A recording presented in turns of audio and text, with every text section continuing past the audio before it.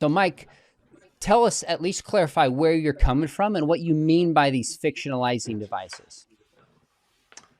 Okay, well, I don't think that fictionalizing devices is a good term for this. In fact, Okay. Lydia McGrew has even moved away from it, Mm. is what I've heard, because No. it doesn't really communicate what's going on. So I think she has changed it to fact changing now, but I don't think that that communicates it well either, because it's unquestionable that the gospel authors on occasion do change facts. So, for example, in Mark chapter 1, verse 5, Mark says that all of the region of Judea and every Jerusalemite, that is, everyone living in Jerusalem, went out to John the Baptist and were baptized by them. Well, if you take that in a literal sense, of course, that would mean the high priest and all the members of the Sanhedrin went out and saw John the Baptist and were baptized. Well, we understand what Mark is saying there, though. He is speaking hyperbolically. Sure. But he changes the facts. He changes the facts because not everyone went out there. Now, of course, that is a small thing, and it is a device that is easily recognized because we still do it today. John said that he even acknowledges that compression is taking place and things like that. That's another thing, a fact changing that you could say that is actually going on. But to say fact changing really gives the wrong impression here.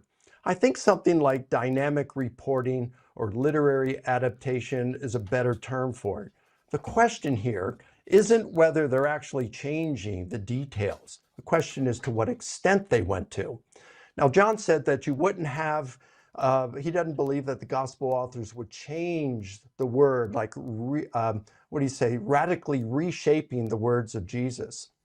Well, let me give an example of something.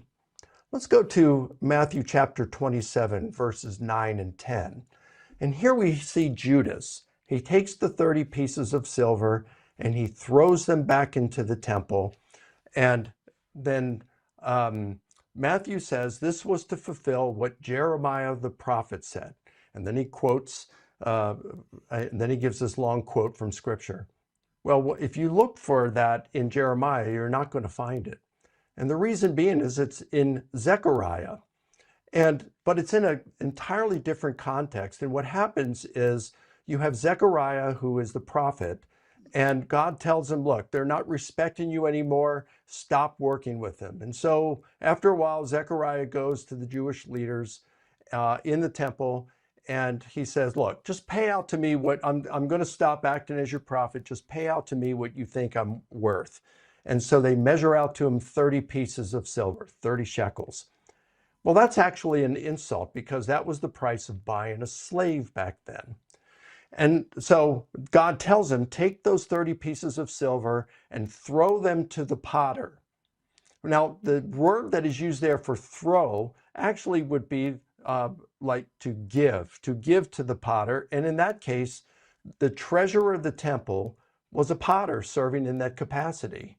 So God is telling him, just give it over to the treasury, those 30 pieces of silver, and the treasurer is a potter.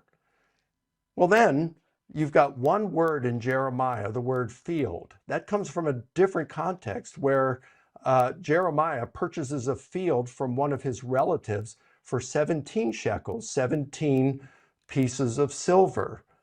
Well, then what Matthew has done is taken one word from Jeremiah, field, put it in that lengthy text by Zechariah and reshaped it and given it a very loose paraphrase to fit with Judas actually throwing 30 pieces of silver into the temple so that they could take that and buy a field from a potter.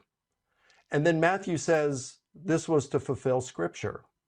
Now, that is a radically reworking of both Jeremiah and Zechariah. And I would say that if the gospel authors are willing to do that with scripture, then are we going to say that they couldn't do something like reshape Jesus' statement about into your hands I commit my spirit to it is finished?